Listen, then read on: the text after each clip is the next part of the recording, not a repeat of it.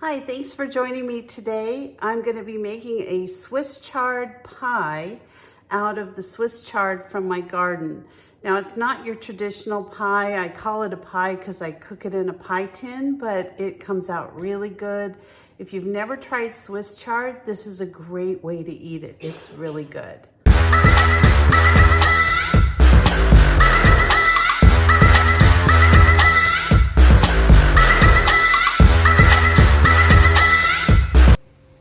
So this is my Swiss chard. I've got a yellow chard and I've also got just a plain white chard.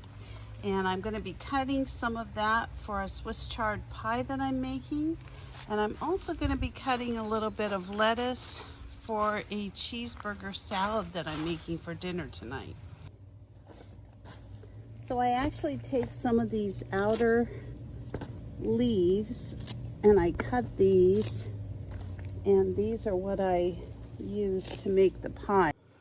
So the first thing I like to do as soon as I bring my lettuce and my Swiss chard in is I really like to just put it in the sink and wash it really good. There's a lot of dirt on it, and I don't really have many bugs that are on this, but I do have a lot of dirt. The lettuce grows really close to the soil, and it just gets very dirty. So let me clean this. I usually have to clean it 2 or 3 times just to get all the dirt off of it. So the first time that I wash my lettuce and my Swiss chard, it's really to kind of get the, just to get the dirt off of it. The second time I try to sanitize it a little better. So I actually put in about a tablespoon or 2 of distilled white vinegar. So I just feel like if there is any bacteria on there from something, that this will just be an added help to get it off.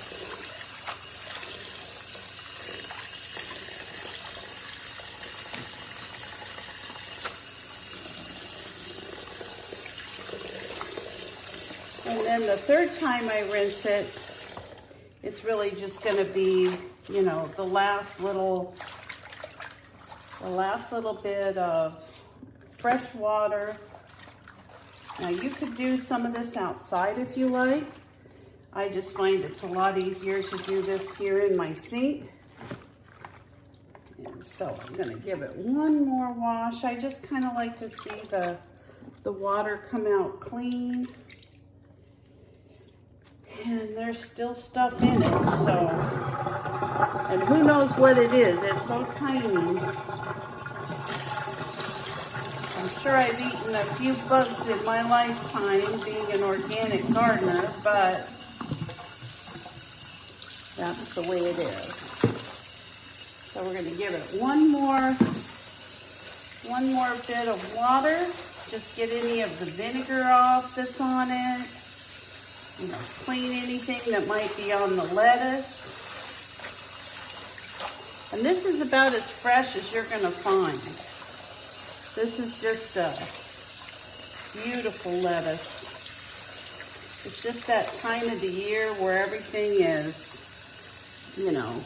just the weather's beautiful, the dirt is beautiful, everything's just looking so good. So anyway, I've got this all cleaned 3 times, rinsing it out. I'm just going to put it on some paper towels. My lettuce is going to dry, and the Swiss chard, I'll kind of pat it dry a little bit, but we'll get going cooking that into a casserole. So this is my lettuce and my Swiss chard. I've got Swiss chard here. You can see some of the yellow Swiss chard I have, and then I've also got some of the traditional white. I did pick a handful of chives to put in the casserole. It's actually a pie, but we're gonna call it a casserole. And then I've got some spinach. I've got some beautiful baby romaine. I've got some red lettuce. I've just got all kinds of different varieties of lettuce, and that'll actually be for dinner.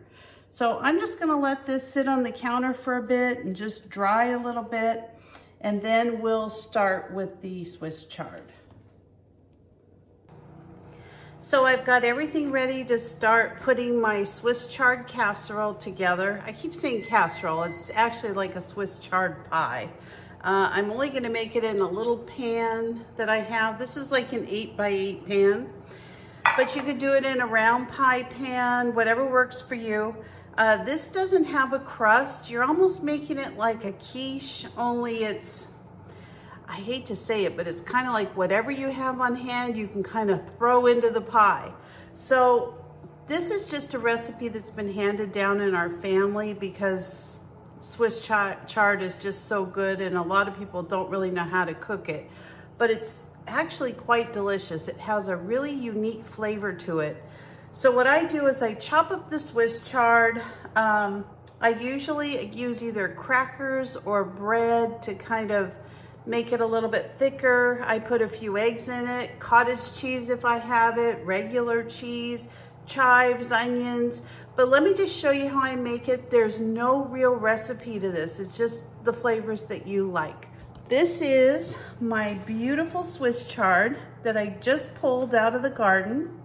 So some people take their stems off. I actually don't take the stems off. I really like them. I kind of like the crunchiness in my Swiss chard.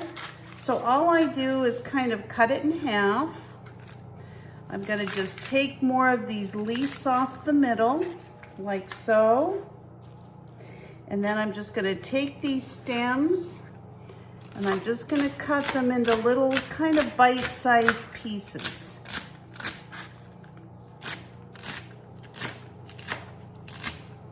Like so. Really easy. Now you can use the rainbow chard, you can use the, let me turn my other light on here. You can use your rainbow chard, you can use white Swiss chard, you can use yellow. I mean, anything you like, you can use. It all basically has the same flavor. It's just some of them are more colorful than others. Now they say you should really be eating all the colors that there are. The darker colors, the better. But there's a lot of green to this casserole, and I just don't think it really matters. It's just really, really good. So I mix everything up right in the pan. It's that easy. Now I don't have any crackers on hand. Instead, I have a little bit of this tomato basil bread this is actually from Panera, and it's a really good bread. I'm just gonna cut it into little cubes. If you want to use breadcrumbs, you could use those. I mean, whatever it is that you like. This is also really good with like saltine crackers or Ritz crackers. It's just it's a pretty tasty casserole. I'll probably put 3 pieces of bread in. And like I said, I just kind of go by how it looks. This is, you know, really based on your taste, your flavors, whatever it is that you like. Okay? So I'm gonna put 3 pieces of bread in. I really like onions, so I'm gonna put in about a handful. It's about how many onions I'm gonna put in.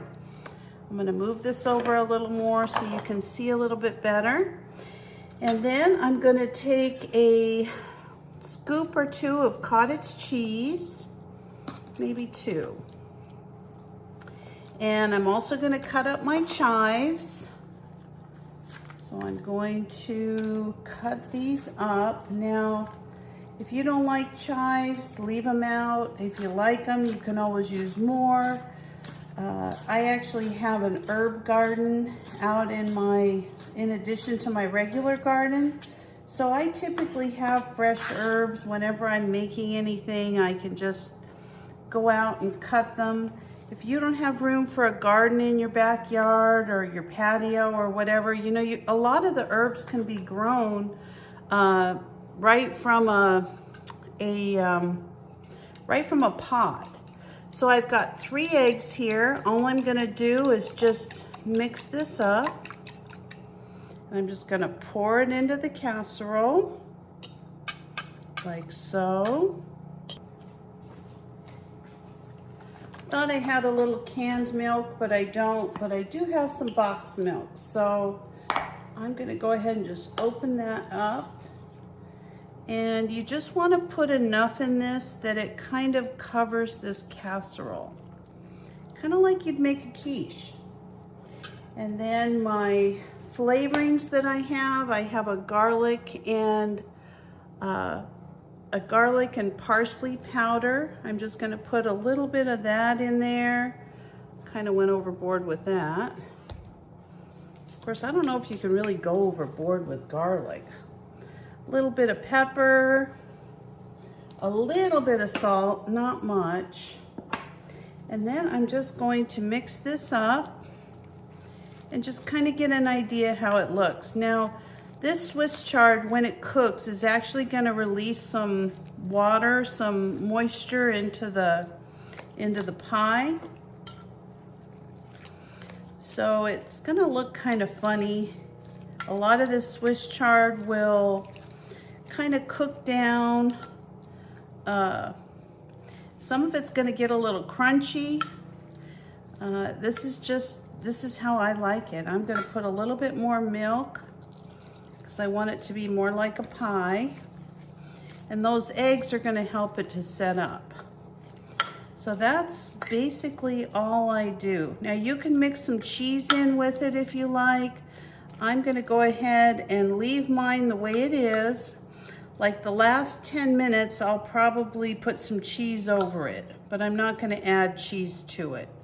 Well, actually, I changed my mind. I guess I will add some cheese to it. Got a little bit here. I think I will put some inside the pie. Now, my cheese is actually frozen. I went and got this out of my freezer.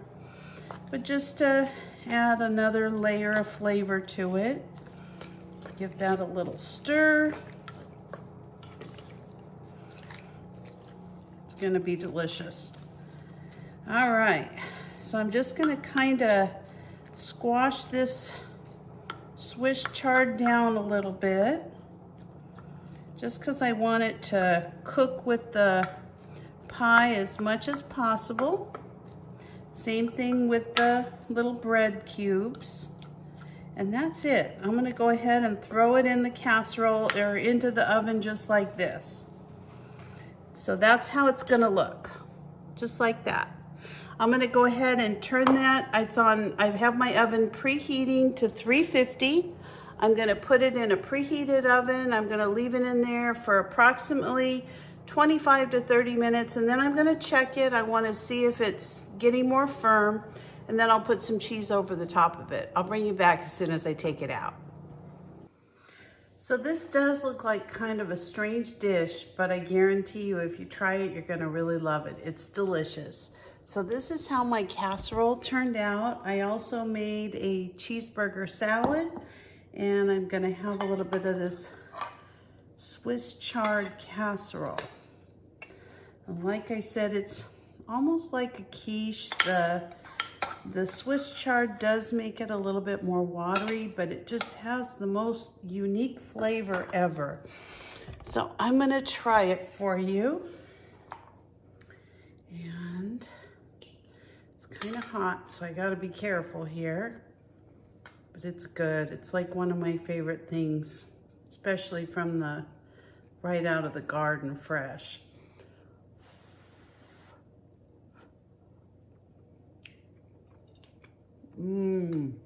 Oh, that is heavenly. You've got to try this. It's absolutely delicious. So it's the Swiss chard casserole, Swiss chard pie. Give it a try. Thanks for watching. Please subscribe.